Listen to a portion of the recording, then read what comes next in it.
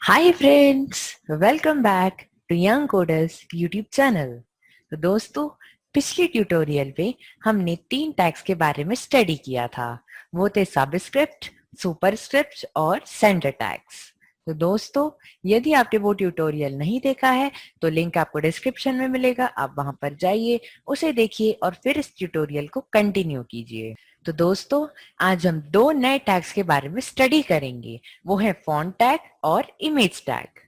तो अगर हम बात करें फॉन्ट टैग की, तो फॉन्ट टैग हमारे टेक्स्ट को स्टाइल करने के लिए यूज होता है। अब फॉन्ट टैग के जरिए अपने फॉन्ट का फेस, कलर और साइज डिफाइन कर सकते हैं यदि आपको कुछ चेंजेस लाने हो तो। अगर हम बात करें इमेज टैग की, तो इमेज टैग आपके वेब पेज में इमेज लाने के लिए यूज होता है। तो दोस्तों, टाइम वेस्ट करे बिना हम करते हैं अपना प्रैक्टिकल। तो ये देखिए दोस्तों, मैंने class-04.html के नाम से एक फाइल बनाया हुआ है और यहाँ पर इसका हम प्रीव्यू यहाँ पर गूगल क्रोम में देख रहे हैं। तो सबसे पहले हम बात करेंगे फॉन्ट टैग की। तो सबसे पहले हम एक काम करते हैं, डमी टेक्स्ट ले आते हैं ये, और इसको थोड़ा कम कर लेते हैं, हमें इतना ज्यादा नहीं चाहिए यहाँ तक। इसे सेव करते हैं, रिफ्रेश करेंगे तो ये देखिए यहाँ पर ये आ जाता है। तो दोस्तों, आप यहाँ पर देख सकते हैं कि डमी टेक्स्ट यहाँ पर शो हो रहा है। अब सबसे पहले हम बात करने वाले हैं फॉन्ट टैग की। तो बॉडी टैग के बाद और डमी टेक्स्ट के पहले हम यहाँ पर लगा देंगे FONT फॉन्ट, और फॉन्ट टैग को क्लोज करना पड़ेगा। यहाँ पर हमने इसे क्लोज कर दिया। अब हम इसे यहाँ पर सेव करके यहाँ पे रिफ्रेश करेंगे तो कोई चेंज नहीं आएगा।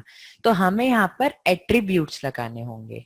यदि आपको पता है एट्रीब्यूट्स क्या है तो बहुत अच्छी बात है। यदि आपको मालूम नहीं है कि एट्रीब्यूट्स क्या होते हैं, तो जो बहुत पहला ट्यूटोरियल मैंने डाला था, आप वहां पर जाइए, उसे देख लीजिए, तो आपको समझ में आ जाएगा एट्रीब्यूट्स क्या होते हैं। तो सबसे पहले जो एट्रीब्यूट है फॉन्ट टैग का, वो है फेस, FACE फेस। अब फेस क्या है? तो फेस मतलब आपका टाइप ऑफ हेडिंग, कि किस तरीके का होना चाहिए। बहुत तरीके की फेस होते हैं, जैसे कि Arial, Times New Roman, Georgia और बहुत कुछ। तो इतने सारे तो हम याद कर नहीं सकते। तो इसके लिए सिंपली आप क्या कर सकते हैं, नोटपैड खोल लीजिए, नोटपैड इस तरीके से, और यहाँ पर सबसे पहले फॉर्मेट में जाइए, फॉन्ट में जाइए। तो जैसे ही फॉन्ट खुलेगा, आप यहाँ पर देख सकते हैं कितनी सारी हेडिंग्स हैं, या फिर कह लीजिए बहुत सारे फॉन्ट के फेस हैं। तो अब यहाँ पर से आप कोई भी चूज कर सकते हैं। सपोज मैं ये वाला चूज करता हूँ, तो आप क्या करिए, इसे पूरे को सिलेक्ट कर लीजिए, कॉपी करिए, फिलहाल के लिए इसे बंद कर दीजिए और यहाँ पर फेस में पेस्ट कर दीजिए। तो ये एक फेस हो जाएगा। अगर हम इसे सेव करेंगे और यहाँ पर रिफ्रेश करेंगे, तो ये देखिए इसका फेस जो है वो यहाँ पर बदल गया है। तो आपको समझ में आ गया होगा कि फेस एट्रीब्यूट किस तरीके से काम करता है। अब हम बात करते हैं दूसरे एट्रीब्यूट की, जिसका नाम है कलर। तो यहाँ पर हम लगा देंगे COLOR कलर, और अब कलर यहाँ पर आप इसका डिफाइन कर सकते हैं। तो कलर कुछ भी दे सकते हैं, सपोज ग्रीन। अगर मैं इसे सेव करूंगा, रिफ्रेश करूंगा, तो देखिए ग्रीन कलर का हो गया। अगर मैं इसे यहाँ पर चूज करता हूं जैसे कि ब्लू, इसे सेव करेंगे, रिफ्रेश करेंगे, तो देखिए ब्लू कलर का हो गया। इसी तरह आप कोई भी कलर चूज कर सकते हैं। अब यहाँ पर हम देख लेते हैं ऑरेंज, सेव करेंगे, रिफ्रेश करेंगे, तो ये ऑरेंज कलर का हो गया। आप यहाँ पर कोई भी कलर दे सकते हैं। और एक और बात, आप यहाँ पर लाइट ग्रीन, लाइट ब्लू इस तरीके से भी दे सकते हैं। सपोज मैं यहाँ पर अभी लाइट पिंक देकर बताता हूँ।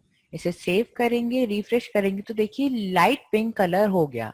अगर मैं इसे पिंक रखता हूँ और इसे सेव करके रिफ्रेश करेंगे, तो देखिए पिंक थोड़ा सा डार्क है और जो लाइट पिंक है वो थोड़ा सा अलग है। तो आपको कलर समझ में आ गया होगा। अब कलर के बाद जो दूसरा एट्रीब्यूट है वो है साइज।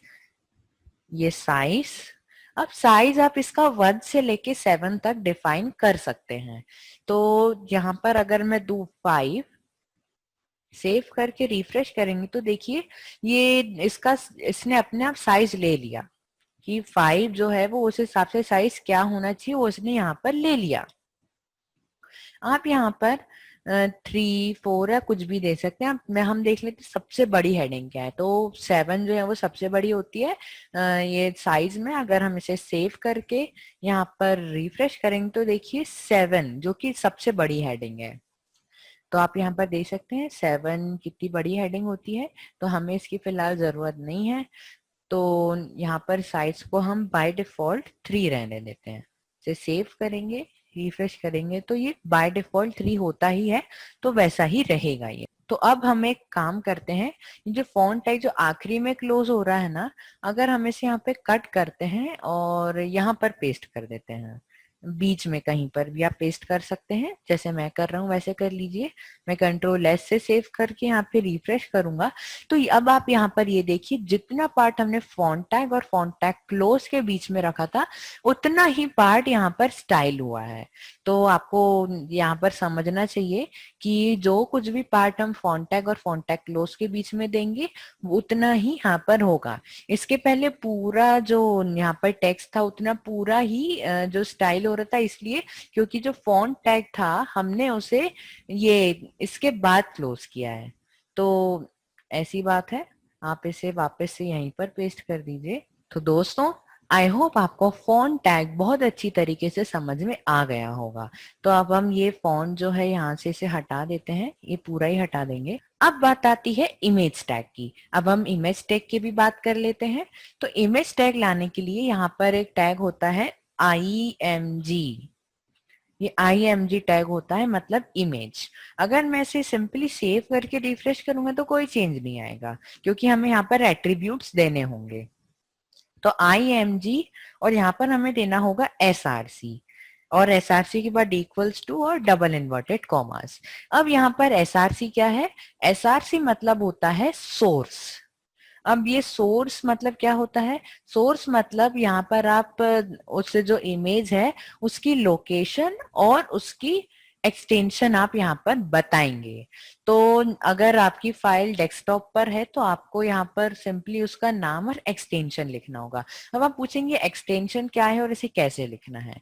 तो एक काम यहाँ पर आप ये देखिए, मेरा ये यंग कोडर्स नाम का एक फोल्डर बना हुआ है। मैं इसे ओपन करता हूँ तो यहाँ पर ये इंडेक्स फाइल हमारी यहाँ पर है और एक इमेजेस नाम का फोल्डर है। तो हम इस पे डबल क्लिक करेंगे तो यहाँ पर आप देख सकते हैं 1 2 3 4 5 ऐसी 5 इमेजेस है मेरे पास। तो सबसे पहले हम बात करते हैं एक्सटेंशंस क्या है। तो जो 1 है आप इस पे एक बार लेफ्ट क्लिक करिए और फिर राइट क्लिक करिए और अब आप यहाँ पर प्रॉपर्टीज में क्लिक करिए। अब यहाँ पर आप देख सकते हैं टाइप ऑफ फाइल जैसे डॉट PNG है, तो यहाँ पर dot JPG, dot JPEG, dot GIF है, बहुत सारे एक्सटेंशंस होते हैं तो वो आप दे सकते हैं। तो यहाँ पर मेरा एक्सटेंशन है डॉट PNG। तो मुझे यहाँ पर क्या करना होगा, इमेज का नाम है 1 तो मैं यहाँ पर लिख दूंगा 1 और जो एक्सटेंशन है हमारा वो, तो हमारा एक्सटेंशन था डॉट PNG। तो क्या हो जाएगा 1.png। अब मैं इसे सेव करूंगा और यहाँ कर इसको रिफ्रेश करेंगे तो ये देखिए यहाँ पर कुछ वजह से ये यहाँ पर डिस्प्ले नहीं कर रहा है। क्यों? क्योंकि हमने यहाँ पर इसकी लोकेशन नहीं दी है। अब आप पूछेंगे लोकेशन क्या होता है। तो सबसे पहले आपको एक बात बता दूं कि लोकेशन अगर आपकी इमेज किसी पर्टिकुलर फोल्डर या फिर किसी पर्टिकुलर ड्राइव में सेव होती है तो वहां पर आपको लोकेशन देनी होती है। अगर आप मान लीजिए ये जो मेरी इमेज है यदि डेस्कटॉप पर होती, सपोज मैं इसे कुछ देर के लिए यहाँ से कट करता हूँ और यहाँ डेस्कटॉप में पेस्ट करता हूँ, ये देखिए 1 जो इमेज है वो यहाँ पर आ गई। और अगर मैं सिंपली अब इसे यहाँ पर फिर से सेव करके यहाँ पे रिफ्रेश करूंगा तो इमेज यहाँ पर आ गई, क्योंकि ये डेस्कटॉप पर है। तो अगर डेस्कटॉप पर है तो आपको यहाँ पे लोकेशन देने की जरूरत नहीं है, सिंपली उसका नाम और एक्सटेंशन यहाँ पर आप दे सकते हैं। लेकिन क्या अगर आपकी इमेज एक फोल्डर में सेव है तो उसके लिए आप क्या करेंगे, सपोज मैं इसे वापस से यहाँ से कट करता हूँ और अपने फोल्डर में ही यहाँ पर सेव कर देता हूँ, पेस्ट। यहाँ पे पेस्ट करने की जरूरत नहीं, ऑलरेडी है। तो अब क्या करते हैं, ये जो लोकेशन कैसे देनी है वो बात कर लेते हैं। तो वापस से हम गूगल क्रोम में आ जाते हैं। अब यहाँ पर एक बात ध्यान में रखिए, अगर मैं इसे वापस यहाँ पे रिफ्रेश करूंगा, पहले यहाँ पर सेव करना होगा, रिफ्रेश करूंगा तो ये अभी तक आ रही क्योंकि यहाँ पे डेस्कटॉप पर है। अगर मैं यहाँ से इसे डिलीट कर दूं और यहाँ पर फिर से सेव करके इसे रिफ्रेश करेंगे तो अब इमेज नहीं आ रही। तो आपको लोकेशन देना होगा। अब लोकेशन आप कैसे देंगे, सबसे पहले आप वो जो भी फोल्डर है उस खोलेंगे और यहाँ पर अगर एक और फोल्डर है तो उसे भी खोल लीजिए। तो अब आप ये जो ऊपर जो पाथ दिख रहा है उसे ध्यान में रखिए। सबसे पहले क्या करना होगा, इसे पूरा हटा दीजिए और एसआरसी में सबसे पहले फोल्डर का नाम लिखिए। तो मेरा जो फोल्डर है उसका नाम है यंग कोडर्स, ये मेरे फोल्डर का नाम है। अब ये जो यंग कोडर्स के अंदर एक और फोल्डर है, आप यहाँ पर देखे होंगे, यंग कोडर्स के अंदर एक और इमेजेस का फोल्डर है। तो आपके उसके लिए क्या करना होगा, एक ऐसा स्लैश लगाना होगा और यहाँ पर फिर इमेजेस लिखना होगा, इमेजेस, क्योंकि यंग कोडर्स के अंदर एक और फोल्डर है इमेजेस नाम का। तो अब इमेजेस फोल्डर पे हम आ गए। अब यहाँ पर हमारी इमेज फाइल्स है। तो अब यहाँ पर मुझे एक और ओब्लिक लगाना होगा और यहाँ पर अब मैं जो भी इमेज है उसका नाम दे सकता हूँ, सपोज 1.png। अब मैं इसे यहाँ पर सेव करूंगा और वापस यहाँ का अगर इसको रिफ्रेश करेंगे तो ये देखिए इमेज यहाँ पर वापस से आ गई, क्योंकि हमने यहाँ पर इसकी लोकेशन जो है वो यहाँ पर डिफाइन कर दी। तो अब यहाँ पर देखिए मेरे पास और 4 इमेजेस हैं, 2.png है एक और, तो हम देख लेते पहले वो png ही है। हाँ ये png है। तो वापस से हम यहाँ पर आते हैं और अब यहाँ पर png, यहाँ पर 2.png डाल देंगे। 2, यहाँ पर सेव, यहाँ पर रिफ्रेश करेंगे तो देखिए अब ये जो 2.png वो इमेज आ गई। मैं आपको इसे एक काम करता हूँ, थोड़ा बड़ा करके दिखाता हूँ। ये देखिए अभी ये बहुत बड़ी आ रही है, तो ये बड़ी बहुत आ रही है, तो हम इसे छोटा कैसे करना है ये हम जब CSS पढ़ेंगे हम तब इसकी बात करेंगे। अभी हम सिर्फ HTML कर रहे हैं तो आप सिर्फ यहीं तक ध्यान दें। तो अब एक काम करते हैं, अब जो दूसरी इमेज है हमारे पास यानी कि 3.png, अब देख लेते हैं ये भी png है कि नहीं। ये देखिए .png ही है। अब यहाँ पर 3.png, मेरे पास सारी ही जो फाइल्स हैं वो png में है। तो मैं यहाँ पे रिफ्रेश करूंगा तो ये देखिए ये थर्ड इमेज आ गई। उसी तरह आप यहाँ पर 4 डाल दीजिए, अगर आपकी png है तो png डालिए, अगर कोई और है .jpg, jpeg या फिर gif तो आप वो डालिए। मैं यहाँ पे सेव करके रिफ्रेश करूंगा तो ये देखिए मेरे पास 4.png जो इमेज है वो आ गई। अगर मैं यहाँ पर 5.png लिखता हूँ, सेव करता हूँ, रिफ्रेश करता हूँ तो ये देखिए 5.png मेरे पास आ गई। तो अब आप सोच रहे होंगे कि अभी तो हम HTML पढ़ रहे हैं, तो अगर हमें इसे छोटा करना है तो हम कैसे करेंगे, HTML का ही यूज करके। तो उसके लिए आपको यहाँ पर दूसरा एट्रीब्यूट यूज करना पड़ेगा जिसका नाम है हाइट और विड्थ। अब यहाँ पर आप इसकी हाइट और विड्थ आराम से दे सकते हैं। सपोज मैं हाइट यहाँ पर लिखता हूँ, हाइट इक्वल्स टू, और यहाँ पर आप कोई भी हाइट दे सकते हैं। सपोज मैं यहाँ पर देता हूँ 300 पिक्सल px। मैं यहाँ पे सेव करके रिफ्रेश करूंगा तो देखिए 300 पिक्सल अब ये इसकी हाइट हो गई। तो मुझे ये लग रहा है कि जो इसकी हाइट है वो अभी भी कुछ बड़ी है, तो मैं इसे और 200 पिक्सल कर लेता हूँ। सेव करूंगा, रिफ्रेश करूंगा तो ये अब बिल्कुल ठीक लग रही है। तो अब मैं ये देख रहा हूँ कि इसकी जो विड्थ है वो थोड़ी ज्यादा ही लग रही है, तो यहाँ पर आप उसकी विड्थ भी डिफाइन कर सकते हैं। हाइट के बाद यहाँ पर टाइप कर दिए विड्थ इक्वल्स टू, और अब यहाँ पर आप इसकी विड्थ डिफाइन कर सकते हैं। सपोज मैं अगर वापस से 200 px दूंगा तो ये स्क्वायर जैसा बन जाएगा। 200 px दूंगा क्योंकि हाइट विड्थ दोनों अगर सेम है तो स्क्वायर बन जाता है। अगर मैं यहाँ पे रिफ्रेश करूंगा तो देखिए कैसा स्क्वायर बन गया। लेकिन इसका अगर हमने जैसी विड्थ कम किया, इसकी जो इमेज है वो उतनी ठीक नहीं लग रही, तो हम यहाँ पर इसे 300 दे देते हैं। यहाँ पर सेव करेंगे, रिफ्रेश करेंगे तो अब ये 300 हो गई, अब ठीक लग रही है। तो आपको हाइट और विड्थ एट्रीब्यूट समझ में आ गए होंगे। अब यहाँ पर दूसरा जो एट्रीब्यूट है हम उसकी बात कर लेते हैं। अब यहाँ पर जो दूसरा एट्रीब्यूट है वो है अलाइन, ALIGN, अलाइन। अब अलाइन मतलब पोजीशन, कि आपकी इमेज कहाँ होगी। तो अलाइन, सपोज मैं अगर इसको राइट करता हूँ, बाय डिफॉल्ट तो खैर लेफ्ट में होती ही है, अगर हम इसकी राइट देंगे और यहाँ पे अगर रिफ्रेश करेंगे तो देखिए राइट में आ गई। तो इसी तरह आप इसका पोजीशन भी डिफाइन कर सकते हैं। अब जो अगला एट्रीब्यूट है वो है बॉर्डर।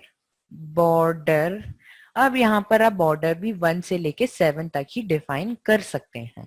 तो मैं सपोज यहाँ पर अगर 1 दूंगा और इसे सेव कर लेते हैं सबसे पहले तो, और यहाँ पे रिफ्रेश करेंगे तो देखिए 1 पिक्सल की बॉर्डर यहाँ पर आ जाती है।